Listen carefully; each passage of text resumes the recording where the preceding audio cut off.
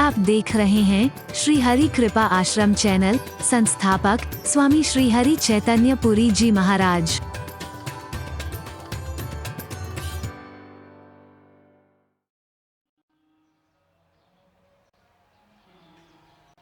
हर कुछ नहीं ग्रहण करना, जैसे उसके बारे में कहते हैं कि वो चुग चुग करके मोती ही खाती है, या सार सार को ग्रहण करती है, असार को छोड़ देती है। उसके सामने दूध भी रखा जाए तो चोंच डाल करके उसे फाड़ देती है, बस उसमें से जो सार होगा उसे ले लेती है। जिसने अपनी जीभ को हंसनी बना लिया है, आपके यश रूपी मानसरोवर में से चुन चुन करके सुंदर सुंदर दिव्य आपके नाम, आपके यश, आपके गुणों रूपी बस मोतियों को ही चुगती है। उसके हृदय में निवास करिए। अब आ रहा है नासिका पर, जिसकी नासिका और कोई गंध ग्रहण नहीं करती है। और आप देखेंगे इन सब में संगति का प्रभाव एक क्षण को भी हमसे दूर नहीं होगा। कान में अच्छी बातें आएंगी तो अच्छी संगति में बैठ करके, आंखों से अच्छा अच्छा देखेंगे, अच्छी जगह जाकर के, अच्छे लोगों में रह करके और अच्छे लोगों का साथ करके, तभी अच्छा देख पाएंगे।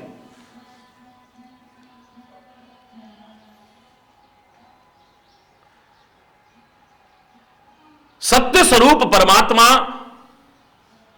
वहां पर रह ही नहीं सकता है जहां पर कहीं पर भी किसी प्रकार से असत शब्द जुड़ा हो। आज से मैंने कहा था, एक शब्द में उत्तर दे रहा हूं। अगर कोई कहे कि महाराज जी हम जानना चाहते हैं कि हम धर्म से जुड़े हैं या नहीं जुड़े हैं, समझना अलग बात है, लेकिन जुड़े हैं या नहीं, प्रभु से जुड़े हैं या नहीं, सच्चे अर्थों में सदगुरु से जुड़े हैं या नहीं, कैसे पता चलेगा?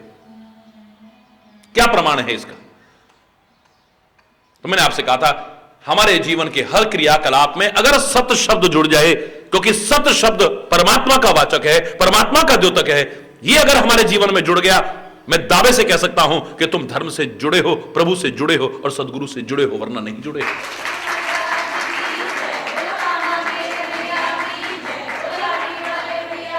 लोगों को भी भ्रम है वरना, और तुम्हें भी भ्रम है, मिथ्या भ्रम, कि तुम धर्म से जुड़े हो, प्रभु से जुड़े हो, गुरु से जुड़े हो। यह पहली पहचान है कि सत शब्द जुड़ा है या नहीं।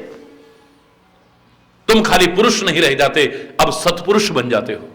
हरि बोलना, सत शब्द जुड़ जाना चाहिए। अब तुम वचन नहीं बोलते हो, खाली सत वचन बोलते हो। हरि बोलना। अब संगति नहीं करते हो, सत संगति करते हो। व्यवहार नहीं करते हो, अब सदव्यवहार करते हो। तुम्हारे अंदर भाव नहीं आते हैं, अब सद्भाव आते हैं। तुम कर्म नहीं करते हो, सत्कर्म करते हो। जीवन के हर क्रियाकलाप में अगर सत शब्द जुड़ जाए, तब समझा जा सकता है कि तुम परमात्मा से, धर्म से और सदगुरु से सच्चे अर्थों में जुड़े हो, वरना नहीं।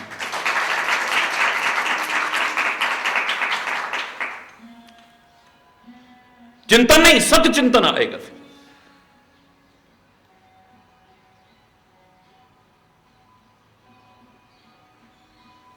गलत की ओर नहीं, अच्छी अच्छी ओर ही चलेंगे। फिर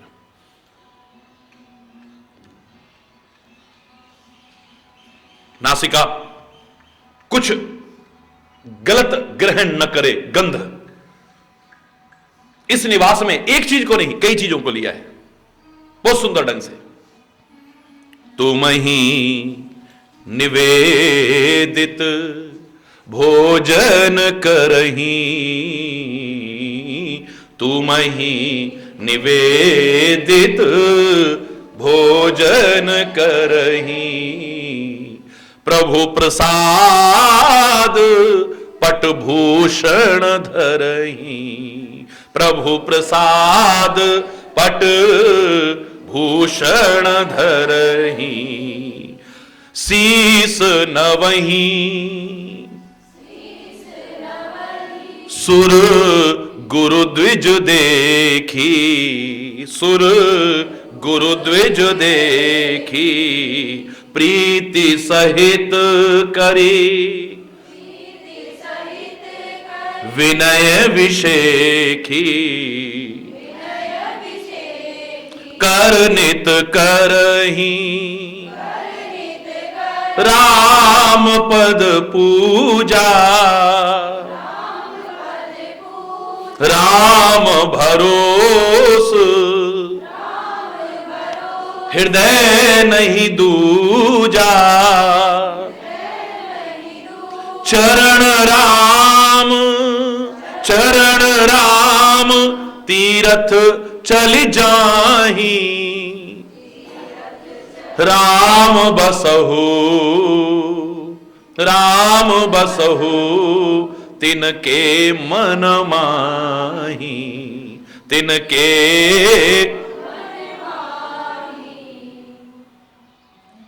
पहले पहले जो थे उनमें एक एक ही बात रखी है, क्योंकि वो बात ऐसी है कि उसको असंभव तो नहीं है जीवन में अपनाना, लेकिन इतना सरल नहीं है कि आंखें कुछ और देखे ही ना, हरि बोल, कान कुछ और सुने ही ना, हरि बोल है। अब सुनना पड़ जाता है, कई बार देखना पड़ जाता है, कई बार सूंघना पड़ जाता है। हम नहीं रहते ऐसी संगति में, लेकिन कहीं से निकल रहे हैं, नासिका में दुर्गंध आ सकती है कभी।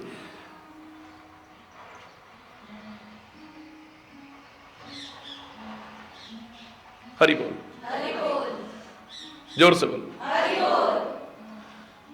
अब कोई कहे कि इतना कठिन व्रत परमात्मा का हृदय में निवास बनाना है, तो कुछ ऐसा बताओ जो हम कर भी सके ना। कर ये भी सकते हो, असंभव नहीं, इतना सरल नहीं है।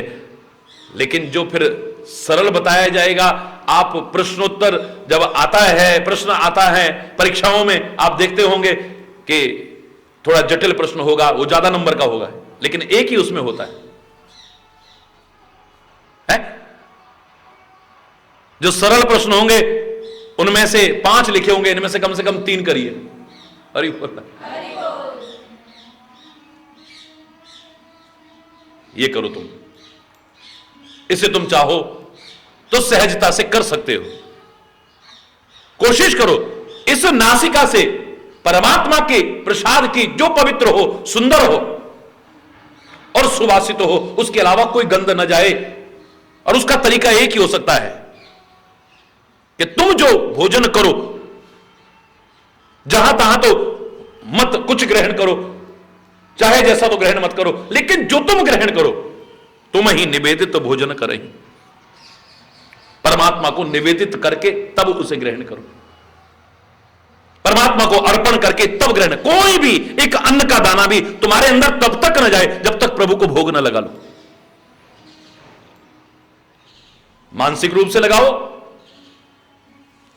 चाहे जिस रूप से लगाओ, लेकिन जब तक प्रभु को अर्पण न कर दो कुछ भी, तब तक तुम्हारे अंदर एक कण भी उसका प्रवेश नहीं करना चाहिए।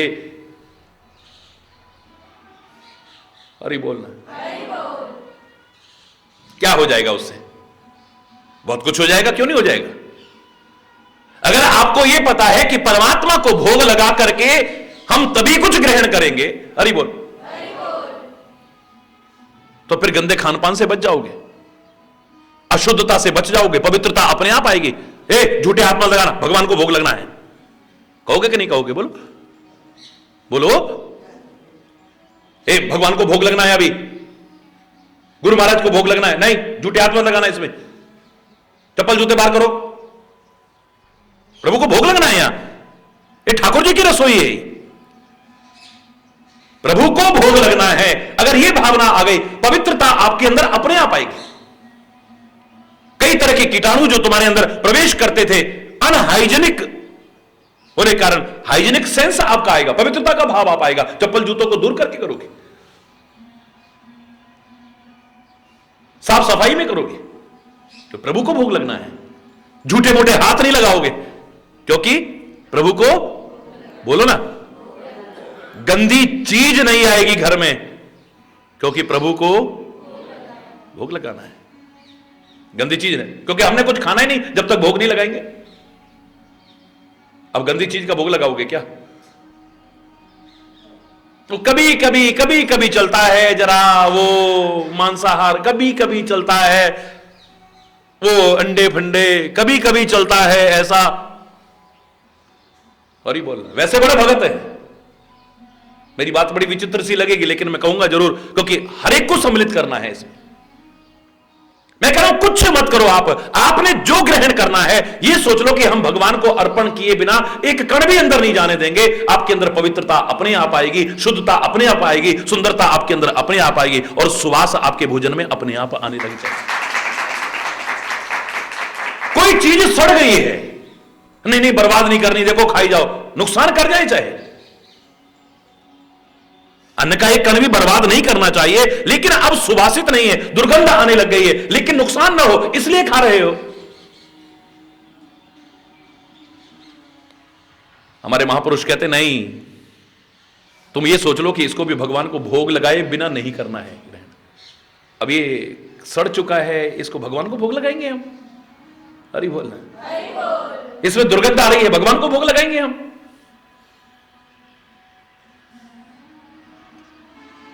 कई लोग ऐसे आते हैं, बोले महाराज जी हम क्या करें, अब हमारे घर में बड़ी वैसी चीजें बनती हैं, हाँ मंगलवार को जरूर बच जाते हैं क्योंकि वो भी व्रत करते हैं तो उस दिन को गलत चीज नहीं खाते। नवरात्रियों में जरूर हमारे घर में वो प्याज लहसुन भी नहीं आता है और कोई गलत चीज नहीं बनती है क्योंकि उन दिनों जो है वो घर में वो बोया होता है और फिर पूजन पाठ होता है, इसलिए बच जाते हैं। ये नवरात्रियों में ही क्यों बचते हो, मंगलवार में ही क्यों बचते हो? मैं कह रहा हूं जीवन के हर पल में आप बचने की कोशिश करो, आपका स्वास्थ्य भी अच्छा होगा, आपका चिंतन भी अच्छा होगा और मैं कह रहा हूं प्रभु का निवास आपका हृदय बन सकता है। क्यों नहीं?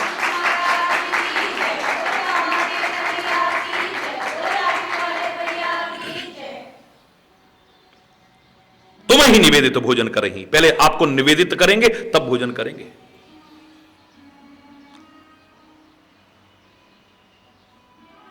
बिना भगवान को भोग लगाए भोजन ग्रहण नहीं करेंगे।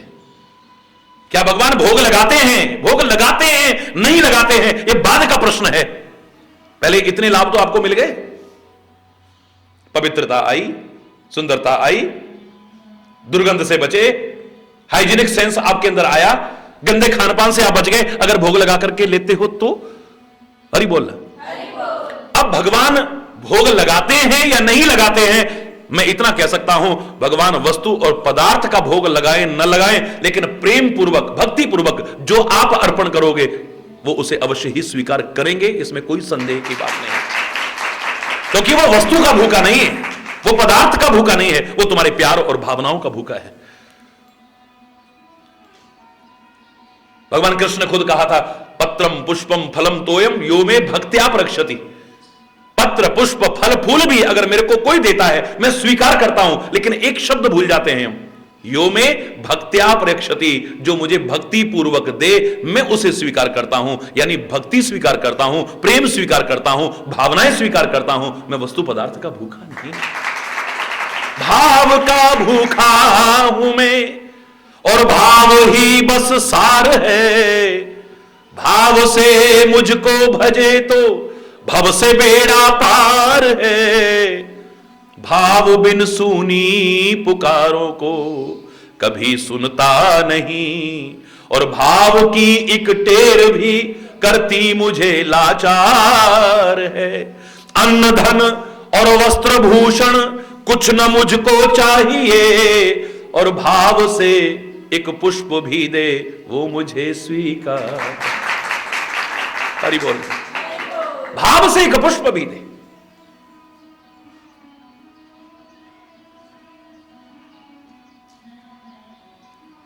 मैं वस्तु का पदार्थ नहीं, वस्तु का भूखा नहीं, पदार्थों का भूखा नहीं हूं, मैं भूखा हूं तुम्हारे प्यार का।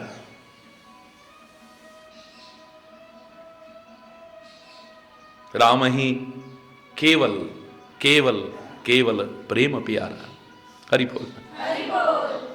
उसको और कुछ प्रिय नहीं है, राम ही केवल प्रेम प्यारा।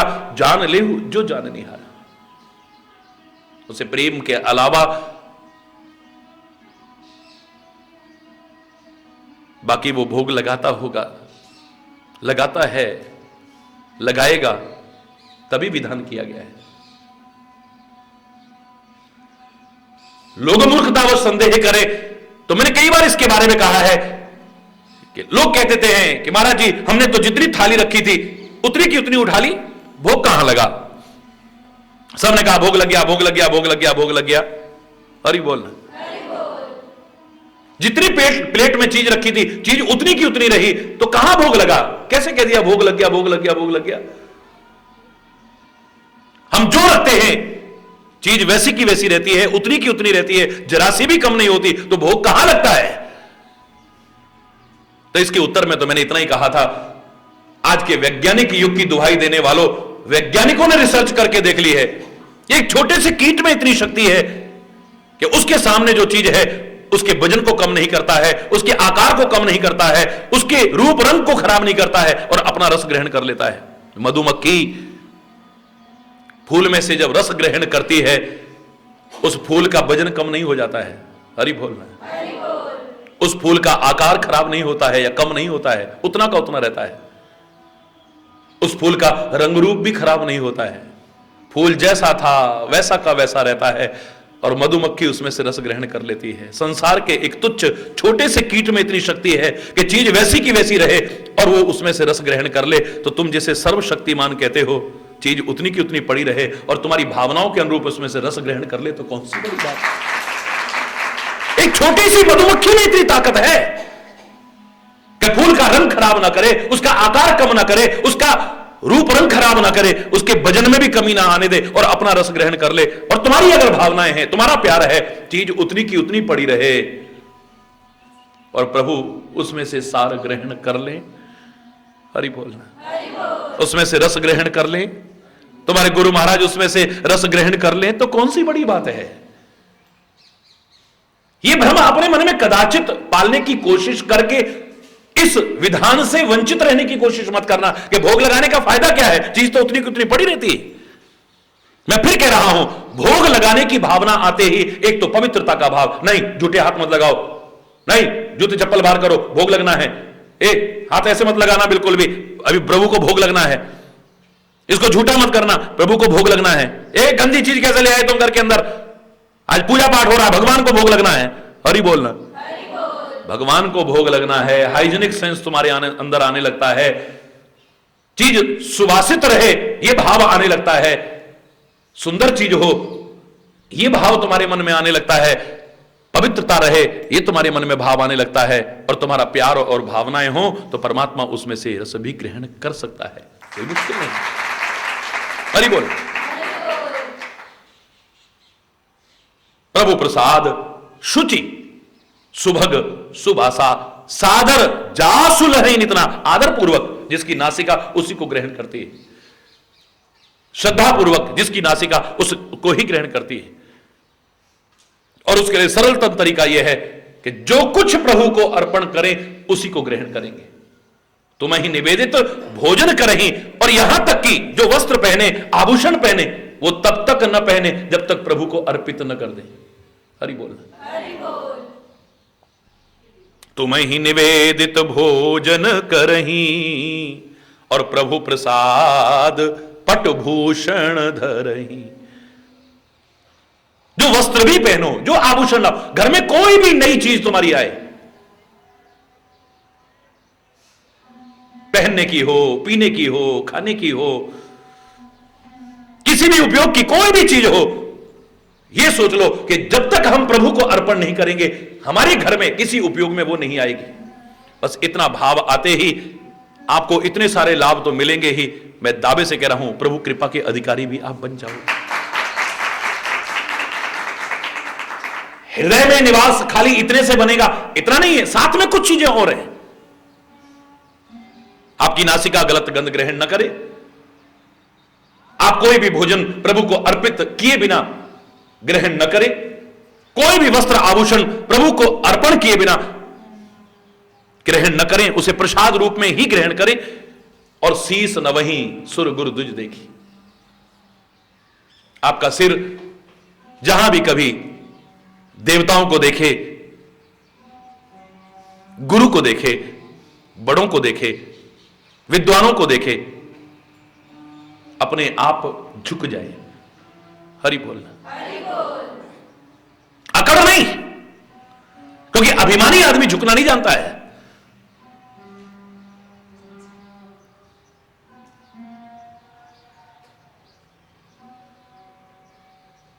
शीस नवहि सुर गुरु द्विज देखी। और ये नहीं कि खाली एक वो लठमार रंडोत, लठमार नहीं, प्रीति सहित। कैसे झुकाएं? प्रेम पूर्वक, प्रीति सहित कर विनय विषेखी। विनम्रता झलकनी चाहिए, अभिमान नहीं झलकना चाहिए आपके झुकने में। कई झुकते भी हैं, शब्द भी अच्छे बोलते हैं, लेकिन अहंकार टपकता है। नारद जी से पूछा था प्रभु ने, बहुते दिनन कीन मुनिदाया, हे मुनिराज आज बहुत दिन बाद पधारे हैं, बहुत दिन बाद कृपा की है आपने, क्या बात है? सब कुशल तो है ना? सब कुशल तो है ना? कृपा तुम्हारी सकल भगवाना। हे भगवान सब आपकी कृपा है। बस इतना कहना था, प्रभु को बहुत बुरा लग गया। शब्द बुरे है क्या? कोई पूछे कि सब कुशल तो है और वो कहे कि आपकी कृपा है, हे प्रभु, क्या ये शब्द बुरे हैं? बोलो ना, बोलो ना। नहीं है बुरे। फिर प्रभु को बुरे क्यों लगे?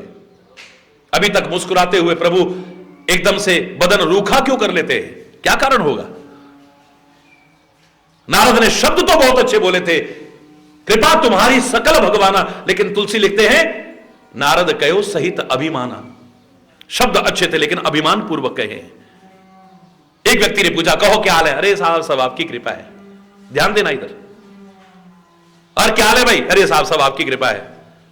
दूसरे ने पूछा, और क्या हाल है? हाँ सब आपकी कृपा है भाई। हरि बोल। शब्द तो वही बोल रहे हैं दोनों। क्या हाल है? अरे साहब सब आपकी कृपा है। क्या हाल है? हाँ सब आपकी कृपा है। हरि बोल। एक में विनम्रता झलक रही, एक में अहंकार झलक रहा है। जहां अहंकार होगा, अभिमान होगा, वहां भगवान नहीं हो सकता है। सिर तो झुकाओ। यहां जितना सिर झुकाओगे उतना तुम्हारा शर्म से कभी सिर नहीं झुकेगा, याद रखना। प्रभु के आगे अगर झुकाओगे, बड़े बुजुर्गों के आगे झुकाओगे, गुरुओं और संतों के आगे झुकाओगे, देवताओं के आगे झुकाओगे, विद्वानों के आगे झुकाओगे, बड़ों के आगे झुकाओगे, तो शर्म से कभी सिर नहीं झुकाना पड़ेगा तुम्हें। शर्मिंदगी से सिर नहीं झुकाना पड़ेगा। अभिमान तो नहीं आएगा, लेकिन गर्व से सिर ऊंचा रहेगा तुम्हारा। कुछ ऐसे कर्म करके जाओगे फिर।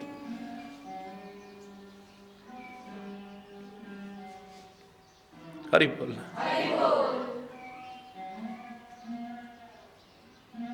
नासिका गलत गंध ग्रहण न करे, भोजन तुमको निवेदित किए बिना ग्रहण न करें, कोई भी वस्त्र आभूषण आपके प्रसाद के रूप में ग्रहण करें, निवेदित करके, भोग लगा करके। और जहां पर कहीं देवता दिख जाएं, गुरु दिख जाएं, बड़े बुजुर्ग दिख जाएं, विद्वान ब्राह्मण दिख जाएं, महान लोग दिख जाएं, तुरंत प्रेम पूर्वक, आदर पूर्वक, विनम्रता के शब्द कहते हुए उनके चरणों में अभिवादन करें। करनित करही राम पद पूजा। इन हाथों से राम के चरण कमलों की पूजा करें। अब राम हमारे सामने कहां आएगा जो उनके चरण कमलों की पूजा करेंगे हम? हरि बोल। राम के चरण कमल हमारे सामने हमेशा हैं और हमेशा रहेंगे। चरण कमल का भाव यही होता है कि वो चरण कमल चलने के प्रतीक होते हैं। जिधर चल करके गए हैं उसका अनुसरण। राम जिस रास्ते पर चला है, माता पिता को सम्मान देना, बड़ों की सेवा करना और आज्ञा पालन करना, भाइयों से प्यार करना, अभिमान न करना, विनम्रता का भाव रखना, धर्म का साथ देना, अधर्म के विनाश के लिए तत्पर रहना, समाज के उपेक्षित वर्ग को भी अपने गले से लगाना, ये जो सुंदर सुंदर भाव, मित्रता निभाना, ये सारे भाव श्री राम ने स्वयं चल करके तुमको दिखाए हैं। बस उसका अनुसरण ही राम के चरणों की पूजा है, कोई और। गुरु के चरण कमल की पूजा, प्रभु के चरण कमलों की पूजा और क्या हो सकती है? ये चरण चलने के प्रतीक है। जिधर वो चले हैं बस उधर चल जाओ। हरि बोल। जहां तहां मत चलो, इस जीवन को जहां तहां मत चलाओ, जैसे तैसे मत चलाओ। हरि बोल। चरण राम तीरथ चल जाही, राम बसहु तिनके मन माही, राम बसहु तिनके मन माही। हे राम, उनके मन में भी जरूर बसिएगा आप।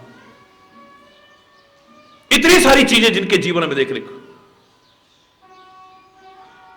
पहले में कान की तपस्या थी, दूसरे में आंखों की तपस्या थी, तीसरे में जबान की तपस्या थी, अब चौथे में कितने अंगों की तपस्या है देखो ना जरा।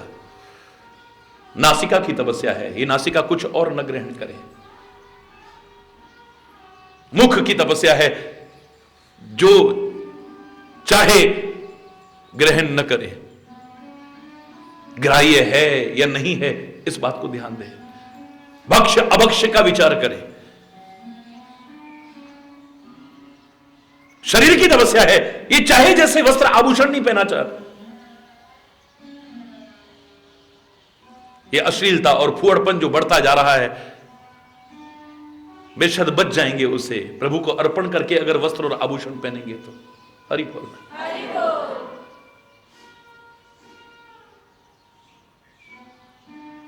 शरीर की तपस्या है,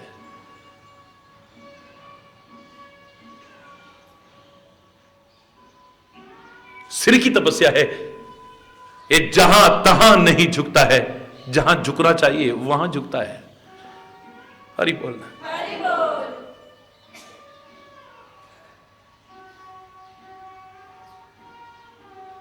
पैरों की तपस्या है, हाथों से कर ही राम पद पूजा, हाथों की तपस्या है। ये सारी चीजें आ गई। तपश्चर्या परिपूर्ण जीवन तो तुम्हारा होगा ही, इन अंगों की तपस्या तो होगी ही, परमात्मा का निवास तुम्हारे हृदय में न हो।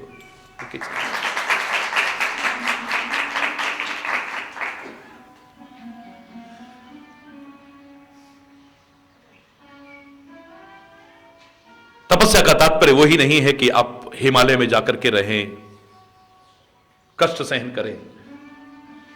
वो भी जो करते हैं मैं नमन करता हूं उनको, फिर कह रहा हूं तपस्या का तात्पर्य खाली वही नहीं है कि आप गुफाओं और कंदराओं में पड़े रहें या जंगलों में भटकते रहे, एक टांग पर खड़े रहें, अपनी जटा और नाखून बढ़ा लें,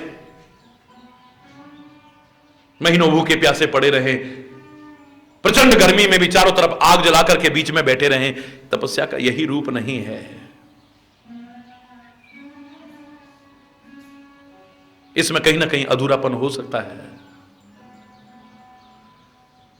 ये तपस्याएं करके भी आप अपने जीवन को पूर्णता की ओर ले जाएंगे, कोई गारंटी नहीं। तुम कितने समय तपस्या करोगे? जिन्होंने हजारों वर्ष तपस्या की, तपस्या करने के बाद अपने क्रोध को नहीं जीत पाए, विकारों को नहीं जीत पाए, बगड़े की भावना को नहीं जीत पाए, ईर्ष्या और द्वेष को नहीं जीत पाए, तो कठोर तपस्या करके आ रहे। जरा किसी ने अनुचित कहा, तपस्या के अहंकार में अपनी तपस्या को भी और खुद को भी नष्ट कर बैठे हैं। गुस्से में आ गए हैं, पानी का छींटा लिया, शाप दे दूंगा, भस्म कर दूंगा, ये कर दूंगा, वो कर दूंगा। हरि बोल। तू कुछ नहीं कर सकता है, तू तो खुद बर्बाद हो जाएगा, किसी को क्या करेगा। हरि बोल।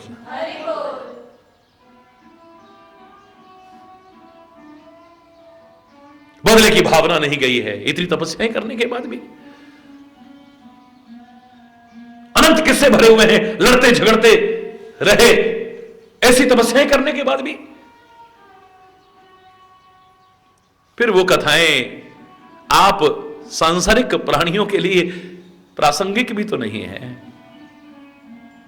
उसमें से बस निचोड़ करके सार निकाल लो कि उनकी तपस्या का भी सार यही निकल के आता था कि सहना, गर्मी सहन करते थे, सर्दी सहन करते थे, वर्षा सहन करते थे, लोग उटपटांग बोलते थे, उन वचनों को सहन करते थे,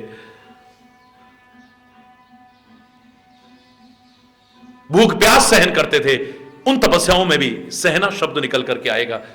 बस तुम्हें भी एक दूसरे की बात सहनी अगर आ जाए, तुम्हारे अंदर सरलता रहे, दिमाग ठंडे रहे, सहन शक्ति का विकास होने लग जाए, मैं दावे से कह रहा हूं घर बैठे बैठे तपस्वी हो जाओगे तुम।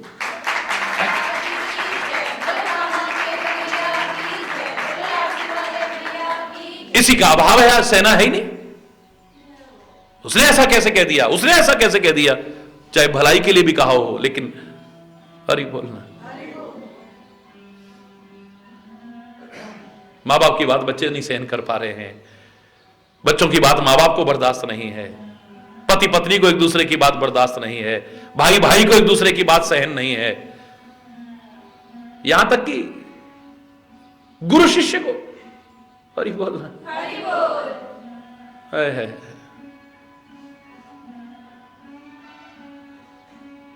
सहन शक्तियों का अभाव हो गया है, इसलिए प्यार भी खत्म होते जा रहे हैं, सद्भावनाएं खत्म होती जा रही हैं, एकता खत्म होती जा रही है, संगठन खत्म होते जा रहे हैं।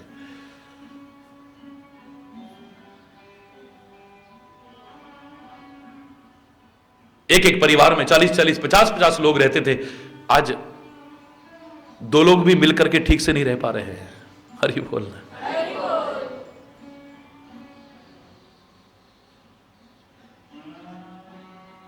हमारे देखते देखते एक चूल्हे पर भोजन बनता था, दादा भी वहीं रहते थे, पिताजी भी वहीं रहते थे, उनके भाई भी वहीं रहते थे, और आगे उनके बच्चे सारे इकट्ठे होकर के रहते थे। आज 2 दिन शादी को नहीं होते, अलग करो।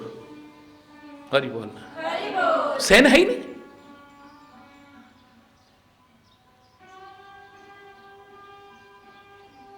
तपश्चर्या तो सिखानी है, गृहस्थ को भी तपोवन बनाना है। तुम जहां रह रहे हो उसे अपनी तपस्थली बनाना है। हमारे भगवान अवतार लेकर के तपस्या करते हैं, राम के रूप में, कृष्ण के रूप में, कितने कितने कष्ट उठाते हैं, क्या क्या सहन नहीं करते हैं।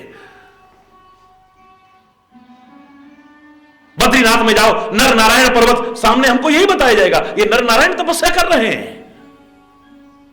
ब्रह्मा विष्णु महेश तपस्या कर रहे।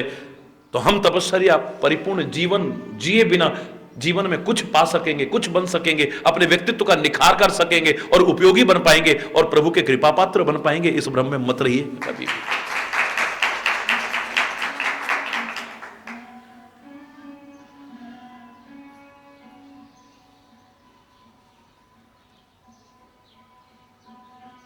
सहते हो, मजबूरियों में सहते हो, कभी अपनी इज्जत के लिए बहुत कुछ सह जाते हो,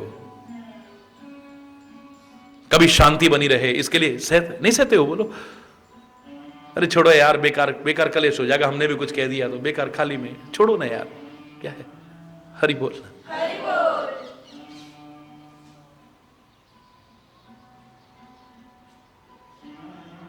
अंग प्रत्यंग को तपस्या परिपूर्ण बनाना ही एक सुंदर भाव उभर करके आ रहा है। इसमें हर अंग की उपयोगिता बताई जा रही है कि आंखों की उपयोगिता किसमें है, कानों की उपयोगिता किसमें है, नासिका की उपयोगिता किसमें है, वाणी की उपयोगिता किसकी है, मुख में की उपयोगिता किसमें है, तुम्हारे हाथों पैरों की उपयोगिता किसमें है, तुम्हारे मन मस्तिष्क की उपयोगिता किसमें है।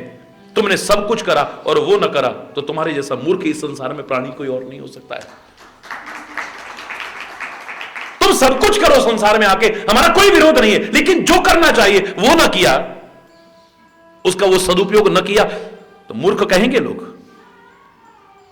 गांव में किसी के यहां शादी थी,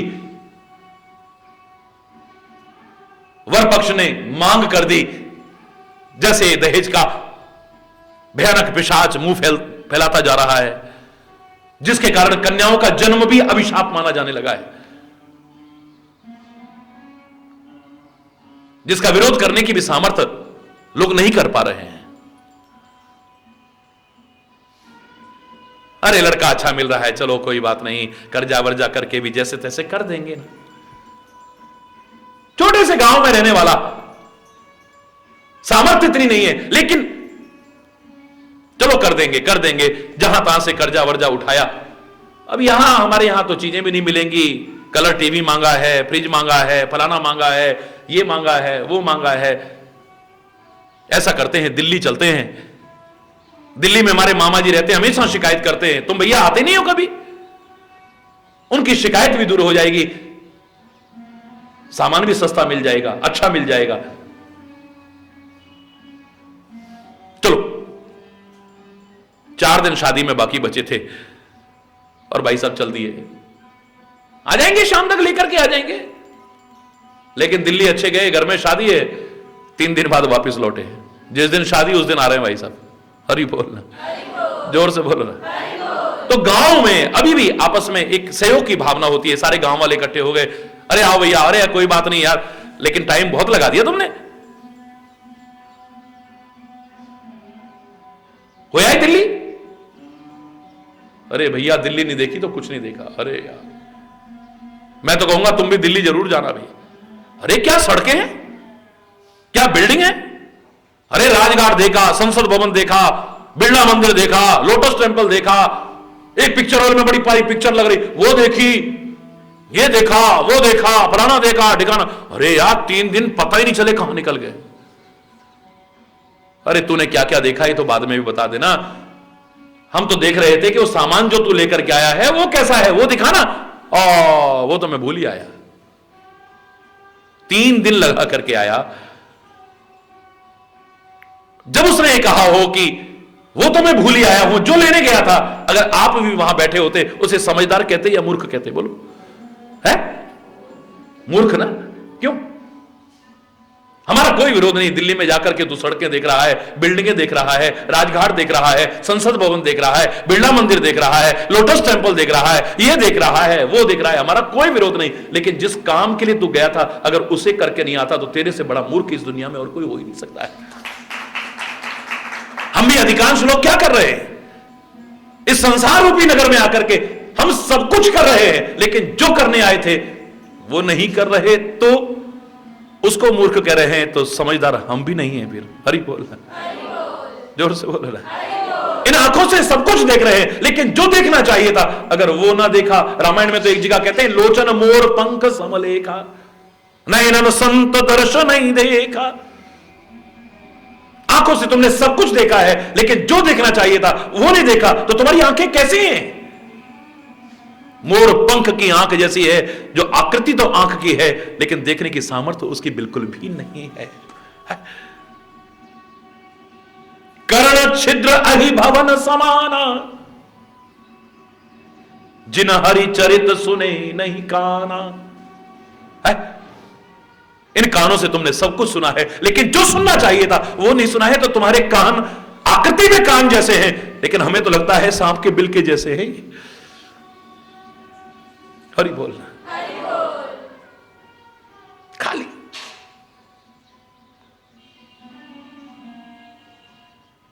जी है सुदादुर जी है समाना,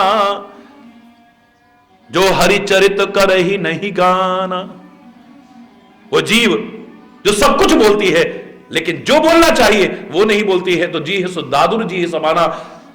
दादुर माने मेढक की जीभ, टर टर टर टर तो बहुत करती है, लेकिन जो करना चाहिए था वो नहीं कर रही है।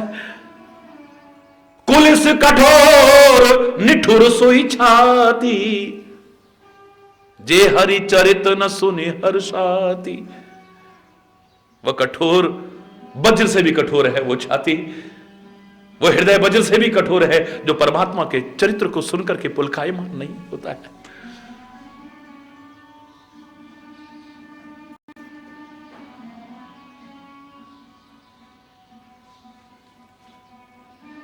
रामायण में एक एक अंग के सदुपयोग के बारे में वर्णन है कि हमने कह रहे कि इनसे और कुछ ना करो, लेकिन जो करना चाहिए वो तो करो। अगर वो तुम ठीक से करने लग गए और कुछ करने को मन भी नहीं करेगा। इन कानों से अगर अच्छा सुनने की आदत पड़ गई, अब तुम्हें निंदा चुगली अच्छी नहीं लगेगी, तोड़ने फोड़ने वाली बातें अब अच्छी नहीं लगेंगी। उठ जाओगे वहां से, नहीं यार प्लीज बंद कर यार, कहा लेना यार, तू क्यों कहीं चक्करों में पड़ रहा है। फिर तुम्हारे कहने पर भी नहीं बंद करेगा तो तुम उठ के चल दोगे वहां से। हरि बोलना, हरि बोल।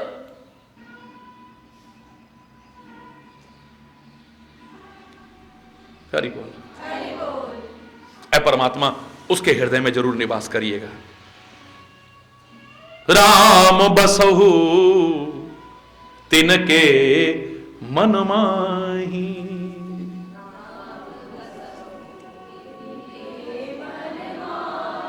राम बसहु तिनके मन माही। राम बसहु तिनके मन माही। ये चौथा निवास है। ऐसा जो जीवन बना लें, इन अंगों पर जो नियंत्रण ऐसा कर लें, ऐ परमात्मा उनके हृदय में निवास अवश्य कीजिएगा। ये कहते, ये सुनते हमारे मन में एक भाव जरूर आना चाहिए कि ऐ परमात्मा, ये खाली कहने और सुनने तक न रह जाए। काश हमारा मन, हमारा हृदय भी आपका एक सुंदर आवास बन सके और आप वहां विराजमान हो सको।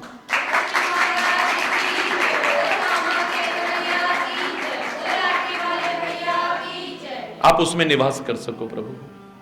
हे सृष्टि के कण कण में समाये मेरे परमात्मा, हे जर्रे जर्रे में व्याप्त परमात्मा, हे सर्वव्यापक परमात्मा, तू है तो सर्वत्र, लेकिन हमें अनुभूति हो कि हमने अपने हृदय को तेरे लिए सुंदर आवास बना दिया है। तू अवध बिहारी है, बड़ी अच्छी बात है। धनुर्धारी है, बड़ी अच्छी बात है। दशरथ अजर बिहारी है, बड़ी अच्छी बात है। बस हमारा हृदय बिहारी बन जाए तो और भी अच्छी बात है। तू बांके बिहारी है, बड़ी अच्छी बात है। तू वृंदावन बिहारी है, बहुत अच्छी बात है। तू रास बिहारी है, बहुत अच्छी बात है। तो कुंज निकुंज बिहारी है, बड़ी अच्छी बात है। पर हमारा हृदय बिहारी बन जाए तो और भी अच्छी बात हो जाए। पांचवां निवास प्रभु का किसका हृदय है? उन्हीं की कृपा से। शेषकल आज यहीं पर अगर कोई गलत शब्द निकला हो उसके लिए क्षमा चाहता हुआ अपनी वाणी को विराम दूंगा। एक बार जोर से बोलेंगे, धर्म के अधर्म का, प्राणियों में विश्व का, गौ माता के, भारत माता के, गंगा माता के, संत समाज के, भारत की देवियों के, भक्त समाज के,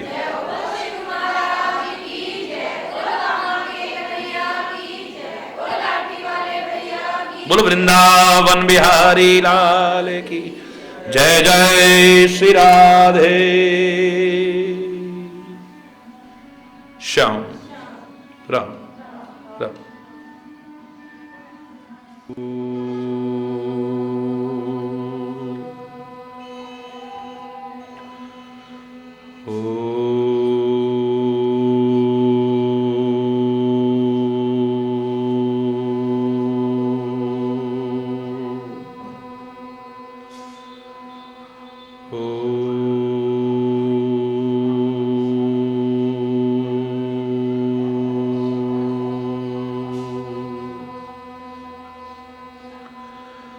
असतो मा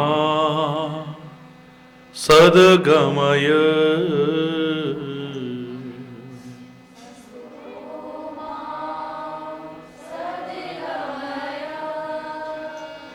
तमसो मा ज्योतिर्गमय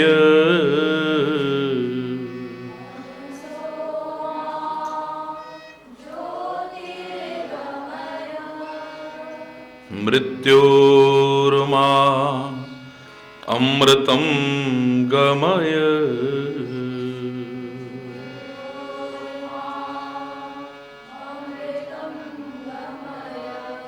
ओम शांति शांति शांति।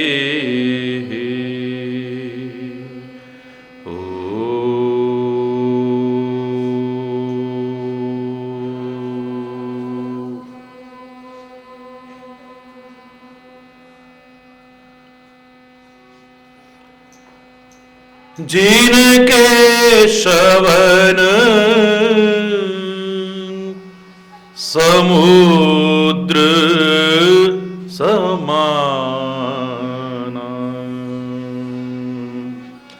कथा तुम्हारी सुभग सरिनाना,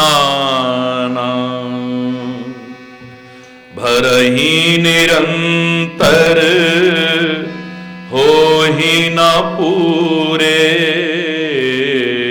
तिनके ही तुम कहाँ ग्रह रे। लोचन चातक जिन करी राखे, रही रूप जलधर अभिलाखे। निद रही सरित सिंधु सर भारी, रूप बिंदु जल होय सुखारी। तिनके हृदय सदन रघुनायक, बसहु बंधु सिय सह रघुनायक। जस तुम्हार मानस विमल, हंसन जीहा जासु। मुक्ताहल गुण गण चुनई, राम बसो हियतासु।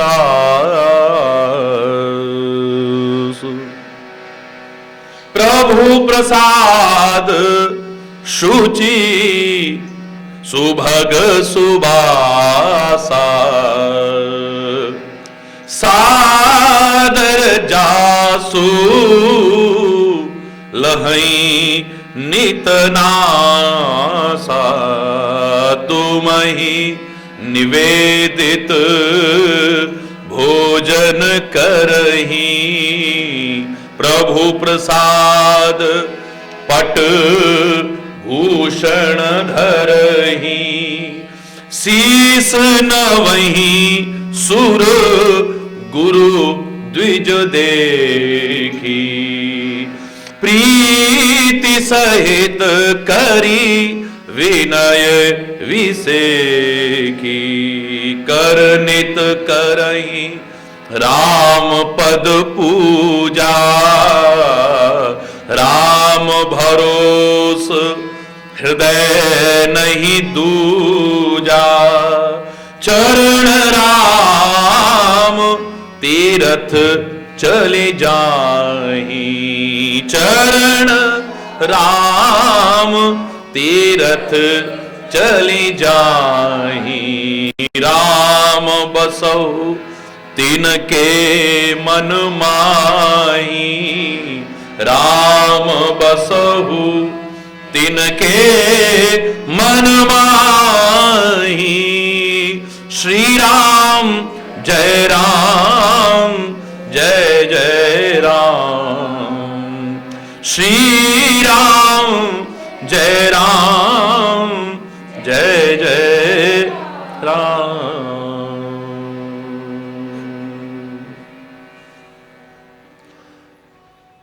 हरि बोल, हरि बोल। हे कण कण में समाये परमात्मा,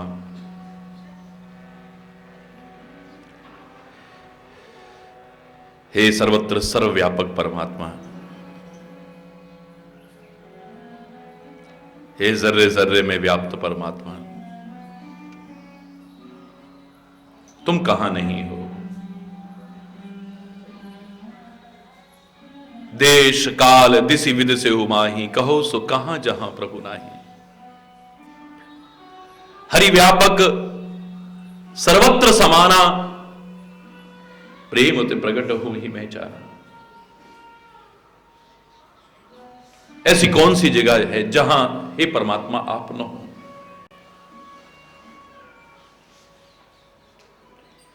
लेकिन फिर भी आपने आवाज पूछे हैं अपने, कहां पर रहूं मैं।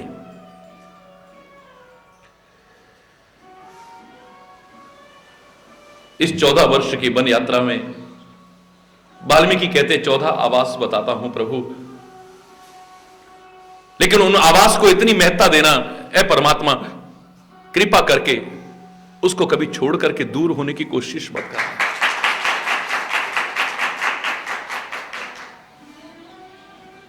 अच्छे लगे वो आवास आपको, कभी भी छोड़ने को आपका मन न करे।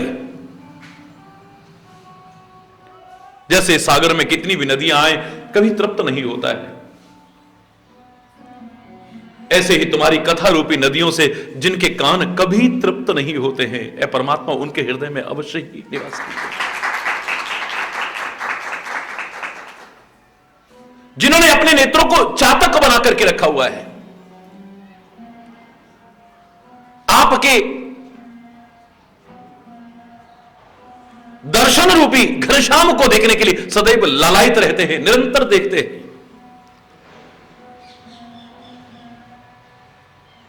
लौकिक पारलौकिक सारे सुखों को हे समझते हैं, जिसके सामने बस रूप बिंदु जल हो ही सुखारी। इन आंखों से जो बस आपको ही देखना चाहते हैं, जिनकी आंखें कुछ और देखना नहीं चाहती हैं, आपके लिए बड़े सुखदायक आवास हैं। परमात्मा उस निवास को कभी छोड़ करके जाने की कोशिश मत कीजिए।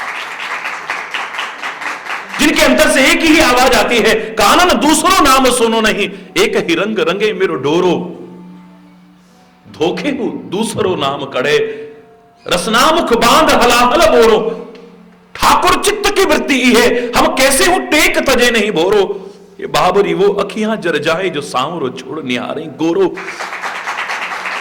जो कुछ और नहीं देखना चाहती है, जिन्हें आंखें न सो, जिन्हें आंखें न सो तब रूप लख्यो, इन आंखें न सो अब देखिए क्या क्या देखें। मत छोड़ना उनके हृदय को, कभी मत छोड़ना प्रभु। आपका यश रूपी मानसरोवर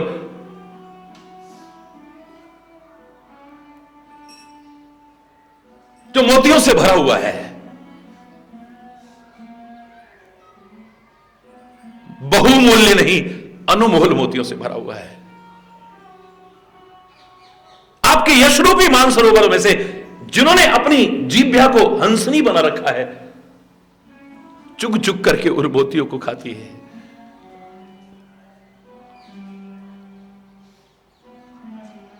उनके हृदय को भी कभी ऐ परमात्मा छोड़ करके दूर होने की कोशिश मत कीजिए।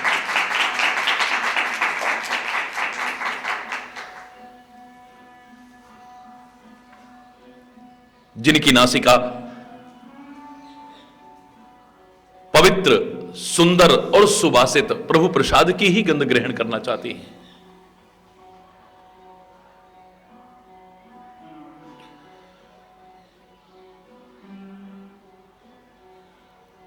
जो भी लेते हैं तुम्हें अर्पण करके ग्रहण करते हैं, भोग लगा करके ग्रहण करते हैं।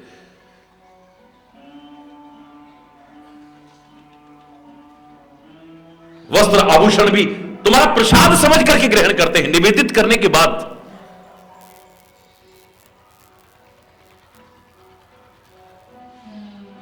प्रेम पूर्वक,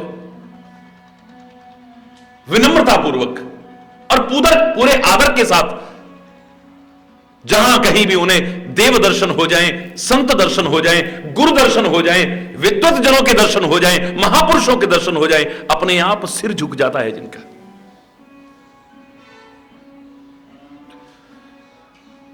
इन हाथों से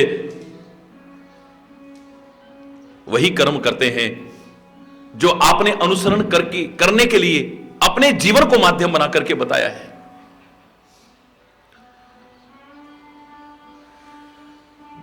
और क्या कहें, इतना सुंदर जिसका जीवन बन चुका है।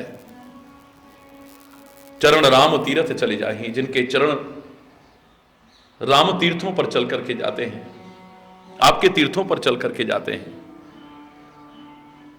हृदय आवास बनाना है, इसलिए मैं इतना अधूरा अर्थ नहीं करूंगा जो आमतौर से किया करते हैं। चरण राम तीर्थ चली जाए, राम बसाऊती उसके हृदय में निवास करना, जिनके चरण राम के तीर्थों पर चल के जाते हैं, बिल्कुल नहीं।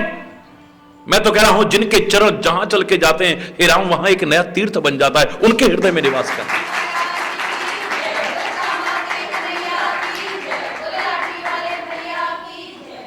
चरण जहां चल करके जाते हैं वो एक नया तीर्थ बन जाता है। जगत गुरु शंकराचार्य ने यात्रा की है, आपकी निगाह में अगर अधूरा अर्थ होगा, उनके चरण राम तीर्थों पर चल करके गए हैं, लेकिन मैं कह रहा हूं जगत गुरु शंकराचार्य जहां चल करके गए वो स्थल एक तीर्थ बन गया है। महावीर स्वामी ने यात्राएं की हैं, लेकिन उसके चरण जहां पड़े वो एक तीर्थ बन गया है। महात्मा बुद्ध ने जहां चल करके गया है वो एक स्थल, एक तीर्थ बन गया है। मीरा जहां रही है, जहां गई है, वो एक स्थल तीर्थ बन गया है। चैतन्य महाप्रभु ने जहां भी प्रवास किया है वो स्थल एक तीर्थ यात्रा तीर्थ बन गया है। गुरु नानक, गुरु गोविंद सिंह, बड़े बड़े महापुरुषों ने जहां जहां चल करके गए उस स्थल को तीर्थ बना दिया है। ऐसे के हृदय में परमात्मा निवास न करें, ऐसा कैसे हो सकता है? इन चरणों से तीर्थों पर चल के जाएं, बड़ी अच्छी बात है, लेकिन मैं कहता हूं आनंद तब है जब तुम जहां चल करके जाओ वो स्थल तीर्थ बन जाए।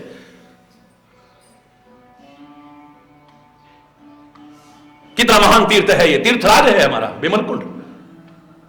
इसकी महिमा अपनी है, लेकिन हरि चैतन्य अगर जंगल में भी रहता, मैं दावे से कह रहा हूं वो भी अपने आप में एक नया तीर्थ होकर के उभरता। विश्व भर के अनुयायियों के लिए, भक्तों के लिए वो एक महान तीर्थ बन के उभरता है। जहां संत रहता है, जहां महापुरुष रहता है, वो अपने आप में एक तीर्थ बन जाता है। कोई आवश्यक नहीं कि वो तीर्थों पर ही रहे या तीर्थों पर चल करके ही जाए, तभी हरि बोलना। चरण राम तीरथ चली जाई, राम बसहु तिन्हके मन माही। राम के तीर्थों पर चल करके तो कितने लोग जा रहे हैं, लेकिन कितने लोगों ने अपने हृदय को आवास बनाया है, परमात्मा का निवास बनाया है। असंख्य तीर्थ यात्रियों में से कितने लोग हैं जो अपने आचरण के द्वारा, अपनी प्रवृत्तियों के द्वारा, अपने कर्मों के द्वारा, अपने चिंतन के द्वारा परमात्मा के हृदय को प्रसन्न कर पाए हैं। तीर्थ का तात्पर्य था तीर धन अर्थ। तीर माने किनारे पर, जिसके किनारे पर जाकर के हमारे जीवन का अर्थ पूर्ण हो जाए, हमारे जीवन का उद्देश्य सफल हो जाए, उसे तीर्थ कहते हैं। हरि बोलना। जिसके किनारे पर जाकर के हमारे जीवन का उद्देश्य सफल हो जाए। कितने लोग जाते हैं, कितनों ने अपने जीवन का उद्देश्य सफल कर लिया है।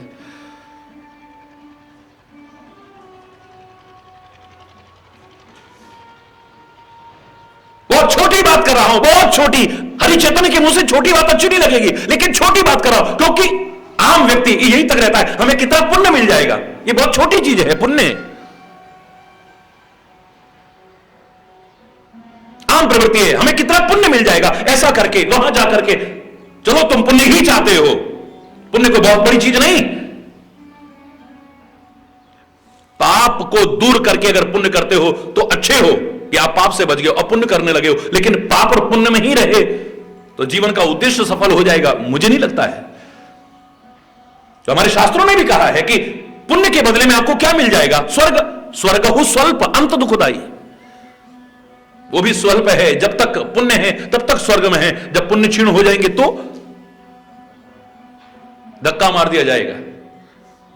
क्षीणे पुण्य मृत्यु लोक के विषय, जब पुण्य क्षीण हो जाएंगे फिर वापस यहीं आना पड़ेगा आपको। ययाति ने इतने पुण्य किए हैं उसे इंद्रलोक की प्राप्ति हुई, और जब इंद्रलोक में पहुंचा है, सिंहासन पर इंद्र बैठा हुआ है और सामने ययाति को देखा, एक नया इंद्र बन के आ गया है। कुर्सी हाथ से छिन रही है। ओहो, मंत्री कहने लगे महाराज अब आपका ये पूर्ण हो गया है, अब इसकी गद्दी पे बैठने की बारी आ गई है। इसने इतने पुण्य कर लिए हैं कि ये अब सिंहासन पर बैठने योग्य हो गया है। मेरे हाथ से कुर्सी छिन जाएगी? एक बोला महाराज एक तरह से बच सकता है, इसको इतने पुण्य किए हैं उनके बदले में तो आपका सिंहासन मिल रहा है ना, इसके पुण्यों को खत्म कर दो। अभी देखो कैसे खत्म होंगे। बोले महाराज आप उठिए, इसका स्वागत कीजिए, सत्कार कीजिए इसका, और बड़े सम्मान पूर्वक पूछिए, कहो भाई तुमने ऐसे कौन से पुण्य किए हैं जिनके बदले में मेरा सिंहासन तुम्हें मिल रहा है? ये थोड़ी अकड़ में आएगा और अकड़ में आकर के सारे पुण्यों का वर्णन करने लगेगा, और अभिमान सहित जब पुण्य का वर्णन करेंगे इसके सारे के सारे पुण्य क्षीण हो जाएंगे। वही किया इंद्र ने, कहो तुमने कौन से पुण्य किए हैं? मैंने ये पुण्य किया है। कौन से पुण्य किए हैं? ये पुण्य किया है। कौन से पुण्य किए? ये पुण्य किया है, ये पुण्य किया है। आखिरी पुण्य सुनाते ही धक्का मार दिया गया। रामायण में भी उल्लेख आता है इस पौराणिक कथा का, सुरपुर ते जन खसेऊ ययाति, जैसे ययाति को सुरपुर से धक्का मार दिया गया था। लेकिन तुम बहुत ही छोटी चीज पर ही अधिकांश लोग अबोध बालकों की तरह हो, जिनके सामने 1000 के नोटों की गड्डी रख दी जाए और एक चॉकलेट रख दी जाए, वो चॉकलेट पे ही हाथ मारता है। हरि बोल। तुच्छ उदाहरण है लेकिन सिखाने के लिए काफी है। उसे नहीं पता है कि क्या कम मूल्य वाली है, क्या ज्यादा मूल्य वाली है और क्या अनमोल चीज है, वो नहीं जानता है। हमारी भी प्रवृत्ति उस अबोध बालक की तरह है कि हम तुच्छ वस्तु पदार्थों की तरफ, तुच्छ आकर्षणों की तरफ ही लगे रहते हैं। ये करो क्या मिलेगा, ये करो क्या मिलेगा, मिलेगा पहले। हरि बोल। कितना पुण्य मिलेगा इसको करके? तो उसके लिए कहा हमारे पुराणों ने कि तुम जो घर में करते हो, दान करते हो, व्रत करते हो, यज्ञ करते हो, जप करते हो, जो कुछ करते हो, अगर उसी को तुम तीर्थ में जाके करोगे तो तुम्हें अनंत गुना होकर के फल मिलेगा। ठीक है।